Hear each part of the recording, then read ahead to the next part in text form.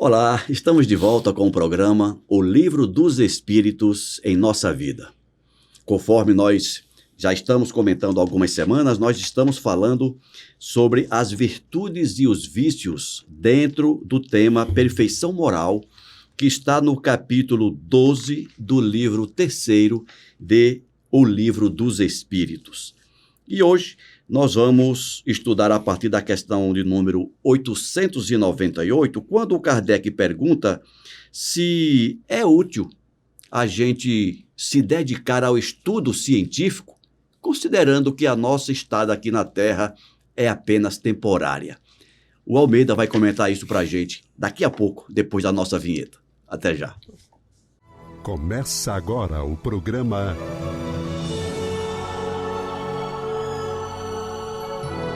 O Livro dos Espíritos em Nossa Vida. Meu amigo Almeida, acabei de jogar uma bomba para você desarmar. Seja bem-vindo, Almeida. Obrigado, Ricardo. Obrigado a todos vocês que nos acompanham pelas mídias sociais da Comunhão Espírita de Brasília. Vocês já devem ter percebido, estamos com um novo ambiente aqui, né? Mais reforçada a estrutura, para cada vez mais oferecer um trabalho de melhor qualidade. A Comunhão Espírita de Brasília agradece a cada um de vocês que nos acompanham, que nos dão suporte, que nos dão sua assistência, tornando possível esses aperfeiçoamentos. Muito obrigado por vocês estarem com a gente.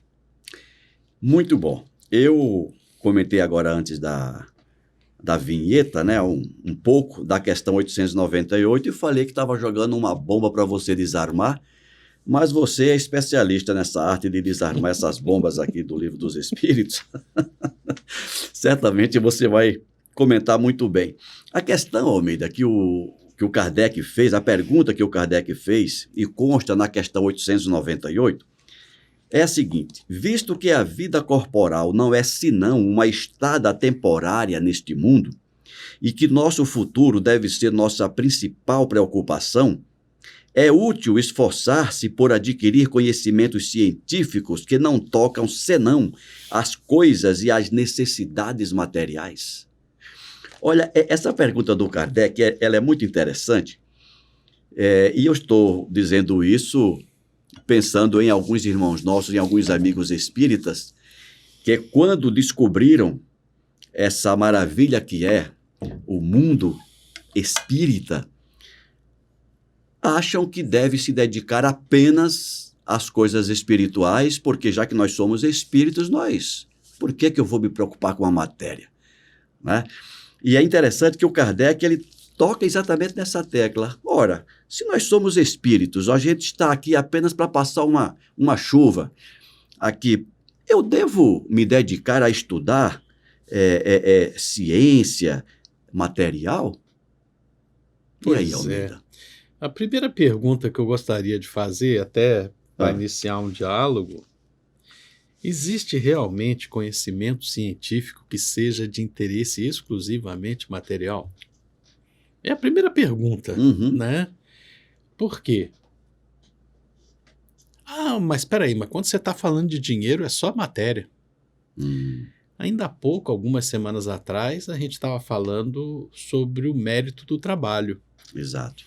Última instância, dinheiro é a remuneração de algum trabalho, de algum acúmulo que houve em algum momento, né? E tem um objetivo. E aí a gente entraria numa aula de economia monetária, né? O que é valor econômico? O que tem valor econômico, né? Porque ar ninguém paga para respirar. Mas é uma coisa de extremo valor. Mas comida, aí você já tem que pagar para poder comer. Ou seja, alguém trabalhou para que alguém coma. E assim a gente começaria uma aula de economia monetária, que não é o nosso objetivo aqui. Em última instância, tudo tem um interesse para nós, seres humanos. Então, dificilmente você vai encontrar algo que seja exclusivamente material. Por favor, se vocês conseguirem algum exemplo, a gente gostaria de ouvir. Mas, enfim, conhecimento científico. Eu não sei se é porque eu sou apaixonado A gente tem que entender a nossa vida, e você falou muito bem, eu estar aqui na carne é uma chuva. Eu estar aqui 60, 80, 100 anos, 110 anos, é uma chuva, né? Eu estava assistindo um dia desse um dos poucos pracinhas brasileiros completou recentemente 107 anos de idade. O quê, rapaz? Vida e saúde. Com vida e saúde. É um dos heróis da tomada de Montese. Mora aqui em Brasília. Né? E o pessoal faz uma festa todo aniversário dele. E ele fica numa alegria incrível porque fazem a festa na casa dele. Enfim. Ainda é uma chuva. 107 anos ainda é uma chuva. É verdade. Quando a gente pega uma evolução em dois mundos que mostra que nós já estamos evoluindo a forma de vida biológica no planeta Terra há 1,7 bilhão de anos, dos quais os últimos 500 na forma humana, o que é que são 107 anos? Então a pergunta tem sua validade, né? Mas a ciência verdadeira é essa? Eu tenho certeza que a ciência verdadeira é muito mais ampla. As coisas que realmente nos interessam, compreender os grandes movimentos nossos de progresso, 1,7 bilhão de anos talvez não seja muita coisa. Mas, com certeza, para a gente compreender essas grandes leis, essas pequenas leis da física quântica, da correlação entre matéria e energia, que o Einstein elucidou lá na sua teoria da relatividade, compreender o que os aminoácidos, que a gente estuda na química, são o código da vida dentro de um DNA, é o caminho para a gente compreender as grandes regras. É sim o caminho para a gente compreender as grandes regras. Uhum. Né? Então, discordando que possa existir conhecimento científico apenas material, eu vejo sim valor em estudar, em explorar, em buscar, em expandir os nossos horizontes com o conhecimento científico que nós já alcançamos. Ora bolas, se o Pai Eterno, em sua infinita sabedoria, me colocou na carne, eu quero conhecer as leis que envolvem a minha existência. Claro, eu também quero conhecer as leis naturais, eu também quero conhecer como Deus entende a sua criação, dentro do meu limite. Mas enquanto eu só sou capaz de estudar física, química, biologia, matemática, eu vou estudar essas artes, eu vou estudar essas ciências, eu vou estudar esses conhecimentos, né? Psicologia, psiquiatria, medicina, biologia, eu vou estudar sim, porque eu acredito que isso faz parte do meu processo, né? Claro, lá na frente eu vou estudar mais coisa, mas por enquanto eu vou estudar isso aqui. Eu reconheço que há valor, sim, vale a pena. O interessante, Almeida, enquanto você falava, eu estava pensando, nem sempre a gente lembra que a matéria na qual estamos inseridos, quer seja a matéria do nosso corpo, quer seja a matéria do planeta onde a gente está colocado, quer seja a matéria do perispírito, quer seja o perispírito, é matéria. Tudo, eu vejo, e eu acho que você vai concordar, tudo isso não passa de instrumentos para o espírito.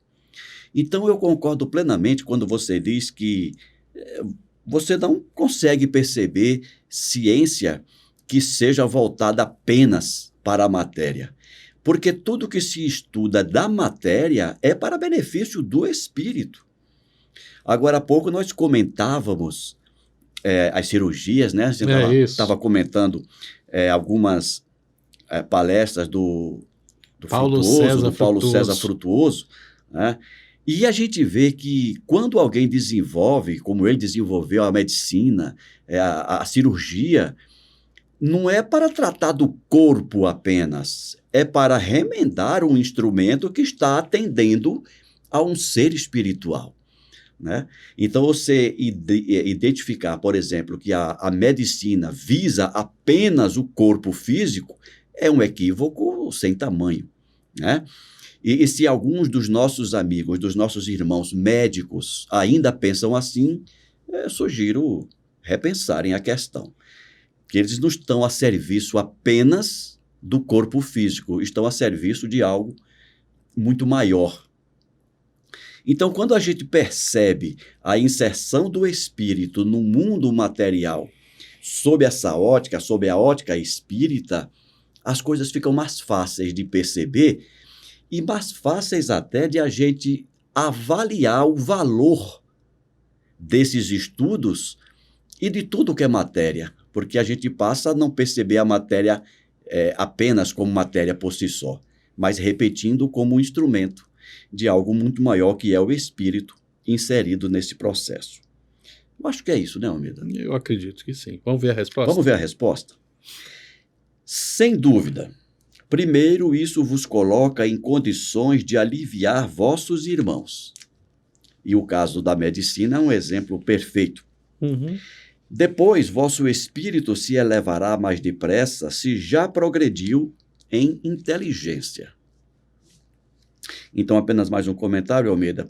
Aqueles que ainda pensam que a inteligência é um dom dado pela divindade, e aqui está dizendo, né? Aquele que já progrediu em inteligência. Ou inteligência seja, é um talento a ser aprimorado. Aprimorado, desenvolvido por cada um de nós. A divindade dá as condições. A gente tem que buscar o aperfeiçoamento. A divindade, usar aquela expressão da Marinha, né? A divindade dá a missão e os meios. Exatamente. A realização é sua. A realização é nossa. No intervalo das encarnações, aprendeis em 1 hora o que vos exigiria anos sobre a vossa terra. Nenhum conhecimento é inútil. Todos contribuem mais ou menos para o progresso, porque o espírito perfeito deve tudo saber. E porque o progresso, devendo se realizar em todos os sentidos, todas as ideias adquiridas ajudam o desenvolvimento do espírito. Olha que bacana. Uhum. Quando a gente pensa nos engenheiros siderais que desenvolveram o nosso planeta, como eles fizeram isso? Foi da tentativa e erro? Ou foi a partir de um conhecimento já adquirido, né? Alguém desenvolveu a tabela periódica, né, Almeida? Oxe! Vamos agora para a questão 899. De 2 homens ricos, um nasceu na opulência e não conheceu jamais a necessidade. O outro deve a sua fortuna ao seu trabalho. Todos os dias a empregam exclusivamente em sua satisfação pessoal. Qual é o mais culpável? Pois é, né?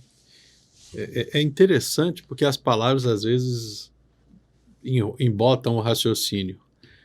Nós estamos falando de 2 seres humanos na opulência. Todos 2 têm muitos meios materiais a seu dispor. Os 2 só usam esses meios para exercer o seu, como os outros, satisfazer o próprio ego. Só os seus interesses pessoais. Um recebeu a riqueza pronta e o outro desenvolveu, né? Eu queria dizer o que eles têm de igual, antes de falar do que eles têm de diferente. Desculpa, tá certo. Caramba, o comportamento em si não é o mais inteligente. Nós já falamos aqui em semanas anteriores que aquilo que é do seu trabalho é seu. Aquilo que você recebe por herança era daquele que te concedeu a herança. Então também é seu. É direito você defender e é permitido, eu estou mudando o verbo intencionalmente, que você use para o que você quiser, inclusive e exclusivamente para o exercício do seu ego, para satisfazer seus interesses pessoais. Mas não é a coisa mais inteligente. Não é a maneira mais correta. Nós precisamos evoluir, nós precisamos dar um passo a mais, né? De compreender que Você ainda há pouco falou uma frase muito, muito adequada para este momento. Tudo está a trabalho, à disposição para o exercício do intelecto, para o exercício da razão humana, para o nosso progresso. Ora bolas, se eu tenho dinheiro, se eu tenho meios, se eu estou na opulência e só atendo a mim mesmo, eu não estou fazendo o melhor uso da matéria, né? Exato. Então os dois são reprováveis nesse comportamento. Aquele que nasceu rico, ou recebeu por herança, e não trabalhou, ele ainda tem a seu favor o fato dele não conhecer a carência nesta existência, né? Por uma questão, ele não lembra quando ele foi pobre. Ele não lembra quando ele foi miserável. Ele não lembra quando ele esteve carente. Inclusive nesta encarnação. Nesta encarnação. Né? Dizem que se esquece rapidinho. Quando Oxe. se enriquece, a gente esquece. E esse é o problema dessa questão. Se eu conheço, eu venho de um meio pobre, de um meio humilde, e quando eu tenho os meios eu faço questão de esquecer, aí é orgulho exercido, é a vaidade. Como é que diz o Emmanuel no Evangelho, gente? O egoísmo é o maior dos males, filho da vaidade e do orgulho. Filho, só causa miséria, só causa dor, só causa sofrimento, né? Então, evidentemente, aquele que conheceu a pobreza e continua egoísta, não aprendeu nada com a pobreza, não aprendeu nada com o próprio sofrimento. Então, ele é mais carente, ele é mais necessitado de novos ensinamentos. Ele vai pastar um pouquinho mais do que o outro. E a sua responsabilidade acaba sendo maior do que aquele que, não tendo conhecido a pobreza, né, igual a ele, se empampurra dos seus... Na sua própria vaidade, no seu próprio egoísmo. Exatamente. No seu próprio ego. Exatamente. E a resposta vai exatamente nesse sentido, Almeida. Diz o seguinte: aquele que conheceu o sofrimento e sabe o que é sofrer, ele conhece a dor que não alivia, mas muito frequentemente dela não se lembra mais. Pois é. Né? O que não torna... A pergunta é: qual era o mais culpável, né? É aquele que nasceu na pobreza. Aquele que conheceu o sofrimento e sabe sofrer. Sabe o que é sofrer. Conhece a dor e não alivia. E não alivia. E não alivia a dor do outro. Né? É isso mesmo. Você ia falar mais alguma coisa? Não, nessa questão não. Então, a questão de número 900. Aquele que acumula sem cessar e sem fazer o bem a ninguém, encontra uma desculpa válida no pensamento de que amontoa para deixar mais aos seus herdeiros? Essa questão já foi tratada em algum momento. Mas... lá atrás, né? Como é que eu vou dizer? Olha lá, aqui, aquele que acumula sem cessar, sem fazer o bem, e usa o argumento: não, isso aqui é para meus filhos e netos. É isso que é a questão dessa questão aqui. É pesado, porque a verdade é a seguinte: quando eu quero acumular, quando eu quero juntar, eu sou o mal rico. Aquele exemplo que está na parábola do mal rico, daquele que plantou, se esforçou, colheu, vendeu, obteve bom resultado, plantou de novo, vai acumulando, de uma maneira tal que os seus celeiros já não mais dão conta de guardar a sua colheita. E ele deita a cabeça no travesseiro: ai, que problemão, não tenho mais onde guardar tanto trigo, tanto grão. Amanhã vou mandar fazer novos celeiros ainda maiores. A gente sempre vai encontrar uma desculpa.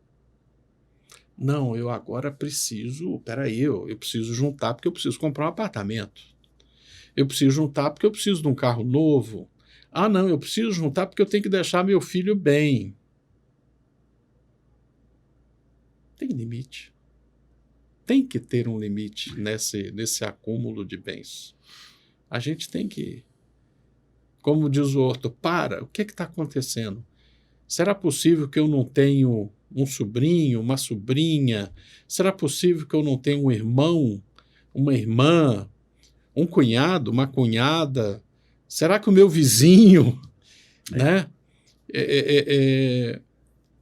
E aí eu digo com muita dor no coração, há momentos em que a gente encontra pessoas, caramba, essa pessoa estava endividada 5 anos atrás, tudo que eu podia fazer eu fiz, tirei ela daquela situação e ela está agora endividada de novo. Aí o problema é outro. Aí o problema é outro, a prodigalidade se manifesta de variadas formas. E ele não aprendeu. Aí, se eu der dinheiro aqui agora, só vai ser para daqui a algum tempo eu ter que dar outro dinheiro. Né? É verdade. Mas, caramba, quem está numa situação de carência absoluta, só está precisando de uma ajudinha, tem muita gente aí. A gente tem que colocar as coisas na medida própria, né? Então, quando a gente... Não, agora eu preciso fazer isso, agora eu preciso fazer aquilo, agora eu preciso de um carro novo, agora eu preciso pintar minha casa, agora... Tem uma hora que a gente está inventando desculpas para esse vício que a gente acumulou em milênios de existências de querer acumular. E vai arrumando desculpas. E a resposta é bem curtinha, Almeida. Só diz que essa prática é um compromisso com a má consciência. Ou seja, o indivíduo não... A gente fica inventando desculpa para si não mesmo. percebeu ainda que está pisando na bola. Tá. E na questão 901, Kardec perguntou: de 2 avarentos, o primeiro se recusa o necessário e morre de necessidade sobre o seu tesouro. Aquele que acumula e nem ele consegue usar, nem ele sabe usar. O segundo não é avaro senão para os outros, enquanto que ele recua diante do menor sacrifício para prestar serviço ou fazer uma coisa útil, nada lhe custa para satisfazer seus gostos e suas paixões. Peça-se-lhe um serviço e ele é sempre difícil. Quando quer passar por uma fantasia, sempre tem o bastante. Qual é o mais culpado e qual o que terá o pior lugar no mundo dos espíritos? Então, o Kardec pintou aqui o seguinte quadro, né? Quem vai para o inferno pior? Dois ricos. Avarentos, dois ricos. É que começou com D2 avarentos. 2 ricos. Um é tão avarento que nem ele usa para si aquilo que ele acumulou. O outro rico, também avarento, ele é avarento porque não cede nada para o outro, mas quando é para si, ele se esbanja em atender às suas vontades. Aí o Kardec pergunta, desses dois, quem é o pior? Como você disse, quem é que vai para o inferno pior, né? Quem vai para um umbral mais pesado, mais denso, né? É interessante essas perguntas do Kardec, porque já lá atrás, no século XIX, ele começa a colocar algumas coisas importantes, né? Caramba, o que é pior? 2 ricos. Um rico não gasta nem com ele mesmo, não compra 3 camisas, né? É uma no corpo, outra lavando. O outro, caramba, não faz nada por ninguém. Só faz para ele mesmo. E é interessante isso, que quando você coloca dessa maneira, você percebe a resposta. É verdade. Né? Um quer tudo para ele e não quer nada para ninguém. Esse é egoísta. E ele vai ter os problemas necessários, a justiça divina, em sua infinita sabedoria, proporcionará a ele meios para ele deixar de ser tão egoísta. O outro não quer nem para ele mesmo. Então ele é um escravo do ouro. Ele é um escravo da riqueza. Porque nem para ele mesmo ele quer. Né? Então ele já é um escravo. Ele já está, como diz outro, em processo punitivo. Ele já está se punindo a si Já mesmo. está se punindo. Ele é escravo do dinheiro. Né? É verdade. Ou É seja, complicado. um é avaro e egoísta. Digamos que o outro é só avaro. Mais ou menos isso. A Vamos dar a avareza é um resposta? troço danado. Vamos ver a resposta.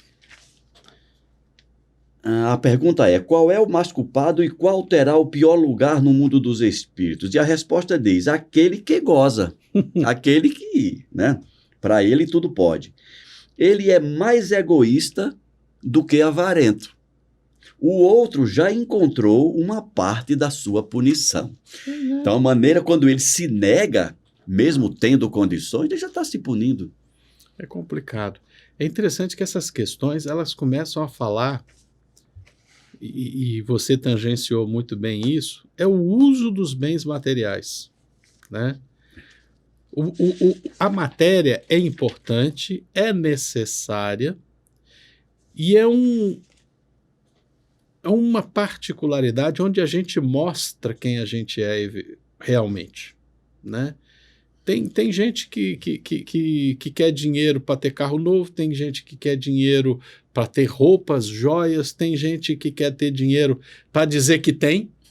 Só para mostrar. Para mostrar, olha, eu tenho, você não tem. Né? Você é um mané. Poxa vida, é complicado. A matéria existe para dar oportunidade. É uma ferramenta para que a inteligência humana se manifeste, para que o gênio humano se realize. Né? E essas questões vão falando sobre isso. A gente precisa ter uma relação saudável com a matéria. Excelente, Almeida. O nosso tempo está acabando, meu amigo. Eu sugiro que nós fiquemos por aqui. Isso. Na próxima semana, ou no próximo programa, eu vou te perguntar: é repreensível invejar a riqueza quando pelo desejo de fazer o bem? Olha, tem uma casquinha de banana aqui nessa pergunta. Almeida, muito obrigado mais uma vez. Até o próximo programa. Obrigado, Ricardo. Obrigado a cada um de vocês que nos acompanham pelas mídias sociais da Comunhão Espírita de Brasília. Se gostaram, deem o ok. Se não gostaram, façam sua crítica, reclamam, digam aquilo que a gente pode e deve melhorar. Forte abraço. Um forte abraço a todos. A gente se vê no próximo programa. Até lá.